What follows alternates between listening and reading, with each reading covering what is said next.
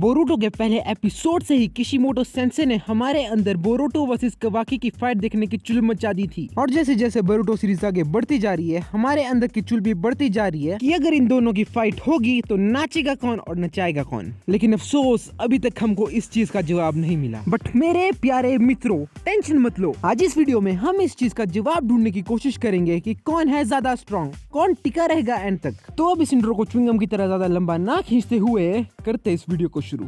Boruto and कावाकी ये दोनों ही काफी ज्यादा स्किल्ड फाइटर है और इन दोनों के पास ही काफी ज्यादा अमेजिंग एबिलिटीज है। सबसे पहले बात कर लेते हैं बोरुटो की।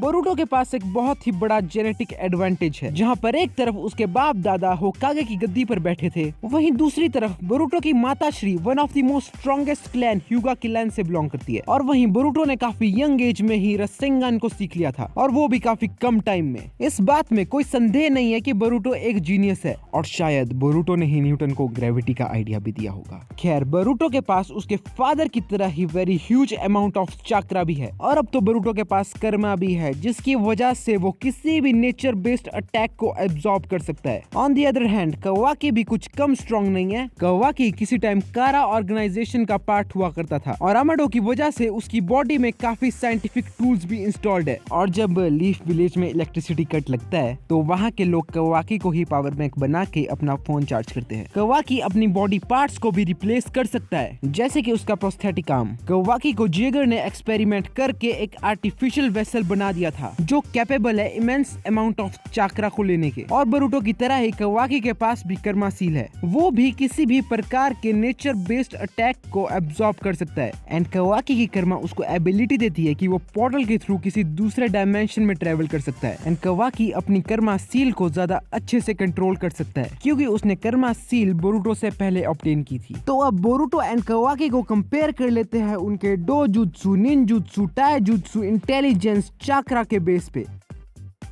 अगर बात करें निंजुत्सु की, तो बोरुटो इसमें बहुत ज्यादा अच्छा है। बोरुटो एकेडमी में एंटर होने से पहले ही शैडो क्लोन जुत्सु बनाना जानता था, और नारुतो ने उसको और भी काफी ज्यादा जुत्सु सिखाए होंगे। और कुछ दिन की ट्रेनिंग से ही उसने एक नया टाइप का रसेंगान बना दिया था, vanishing Rasengan. And Boruto fuinjutsu भी परफॉर्म कर सकता है। Boruto multi cloning and fireball जैसे एडवांस जुत्सु भी परफॉर्म कर सकता था। On the other hand Kawaki Boruto की तरह शुरुआत से ही एक निंजा नहीं था, और उसको ज्यादा निंजुत्सु परफॉर्म करने भी नहीं आते थे। लेकिन जब वो हिडन लीफ में आया तब उसका निंजुत्सु में इंटरेस्ट डेवलप होने लगा। एंड विलेज में आने के कुछ टाइम बाद ही उसने कुछ जुत्सु भी सीख लिए थे, जैसे कि fireball jutsu and shadow clone jutsu.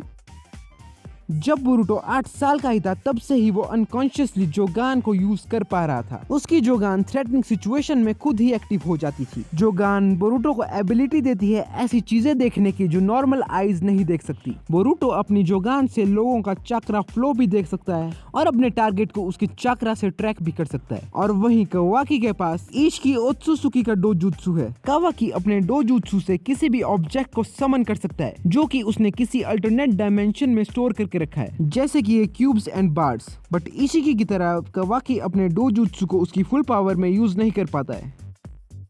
Boruto के पास उसके फादर की तरह ही इमेंस अमाउंट ऑफ चाक्रा है, एंड उसने चाक्रा कंट्रोल को भी काफी अच्छे से मास्टर किया है। बोरुटो निंजा एकेडमी गया है, जहां पर उसने चाक्रा कंट्रोल को अच्छे से सीखा है। वहीं कावाकी अपने कर्मा सील की हेल्प से चाक्रा को एब्जॉर्ब कर सकता है उसके टारगेट से, एंड उससे फिर लार्ज स्केल एक्सप्लोजन कॉज कर सकता है। वहीं कावाकी को बोरुटो की तरह चाक्रा कंट्रोल करना अच्छे से तो नहीं आता, लेकिन उसने नारुतो से चाक्रा कंट्रोल की थोड़ी बहुत ट्रेनिंग जरूर ली है। बोरुटो टाइजुत्सु में काफी ज्यादा अच्छा है। वो एकेडमी में एंटर होने से पहले ही चुनिन, इवन तक कि जोनिन तक उसको बैटल में चैलेंज करता था। वहीं कावाकी क्लोज कॉम्बैट में काफी ज्यादा अच्छा है, क्योंकि जेगर ने उसको हैंड टू हैंड फाइट की काफी ज्यादा अच्छी ट्रेनिंग दी है। प्लस उसने एकदम थके होने के बावजूद भी गारोस को हरा दिया था। अगर हम इंटेलिजेंस की बात करें तो बोरुटो है तो काफी केयर फ्री बंदा, बट वो बहुत अच्छा है सिचुएशंस को रीड करने में। वो उसकी क्लास में इकलौता ऐसा बंदा था जिसने फाइनल एग्जाम में रिटन एक्सरसाइज को पास किया था विदाउट चीटिंग। एंड एओ के साथ बैटल में उसने अपनी स्किल्स का इतना अच्छे से यूज किया कि अल्टीमेटली उसने एओ जैसे शिनोबी को हरा दिया था। वहीं कावाकी भी कुछ कम स्मार्ट नहीं है, उसने इशिकी को अपने शैडो क्लोन से बेवकूफ बनाया था। अब इन सब पॉइंट से हमको ये पता लगता है कि ये दोनों ही काफी ज्यादा स्किल्ड शिनोबी है। तो अब मेन क्वेश्चन आता है कि कौन है इन दोनों में ज्यादा स्ट्रॉन्ग, और अगर ये दोनों फाइट करते हैं तो कौन होगा विजेता, वो तुम लोग डिसाइड करोगे कमेंट सेक्शन में। इस पूरी वीडियो में मैंने इन दोनों की पावर्स एंड एबिलिटीज तुमको बता दी है। अब इस स्पेस पे जो तुमको लगता है ज्यादा स्ट्रॉन्ग है उस कैरेक्टर को तुम वोट करो, और जिस कैरेक्टर के फेवर में ज्यादा कमेंट्स होंगे समझ लेना वो कैरेक्टर जीत गया। एंड उसके बाद तुम इस वीडियो को भी ट्राई कर सकते हो, इसमें मैंने एक्सप्लेन किया है सभी सुसानो यूजर्स को नारुतो में। और अगर इसी तरह का कंटेंट फ्यूचर में भी देखना चाहते हो तो इस चैनल को सब्सक्राइब जरूर से कर देना। मैं मिलता हूँ तुमसे अगली वीडियो में, तब तक के लिए सायोनारा।